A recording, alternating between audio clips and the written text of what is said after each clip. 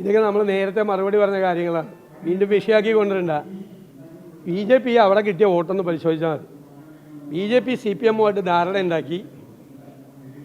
ഉണ്ടാക്കി കോൺഗ്രസിൻ്റെ vote UDF-ൻ്റെ vote പിടിക്കാൻ പറ്റിയ ഒരു കാൻഡിഡേറ്റിനെ നിർത്തുകയും LDF-ന് വോട്ട് കൊടുക്കാൻ പറ്റിയ ഒരു കാൻഡിഡേറ്റിനെ നിർത്തുകയും ചെയ്തതാണ്.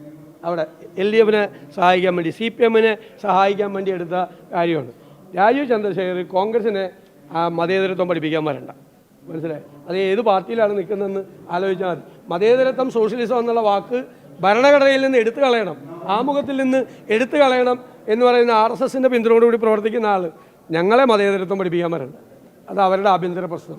പുകയോ നീറോ ആളിക്കത്തുവോ എന്ത് പണി ചെയ്തോട്ടെ, നമ്മളെ ബാധിക്കുന്ന പ്രശ്നമല്ല. ഒരു DGP-യെ വെച്ചു, ആ DGP പ്രവർത്തിക്കട്ടെ. അതൊക്കെ അവരുടെ വസ്ത്രധാരണത്തിലൊന്നും ഒരു റെസ്ട്രിക്ഷൻ കൊടുക്കാറില്ല. സ്വാതന്ത്ര്യ സമരവും നടക്കുന്നതല്ല. അത് അന്നത്തെ കാലത്തിൽ ഒരു പ്രതീകമായിട്ടാണ് കതർ ധരിക്കുന്നത്. അത് കതർ ധരിക്കുന്ന ചെറുപ്പക്കാരുണ്ട്, കതർ ധരിക്കാത്തവരുണ്ട്. ഞങ്ങൾ വസ്ത്രധാരണത്തിലൊന്നും ഒരു റിസ്ട്രിക്ഷൻ കൊടുക്കില്ല, ഒരു നിർബന്ധം ഒന്നും കൊടുക്കില്ല. ഞാനും എല്ലാ തരത്തിലുള്ള വസ്ത്രം ഉപയോഗിക്കുന്ന ഒരാളാണ്. അതിനൊന്നും ഞങ്ങൾ ഒരു റെസ്ട്രിക്ഷനും ചെറുപ്പക്കാർക്ക് കൊടുക്കില്ല. അവർ ഇഷ്ടമുള്ളത് ചെയ്യട്ടെ.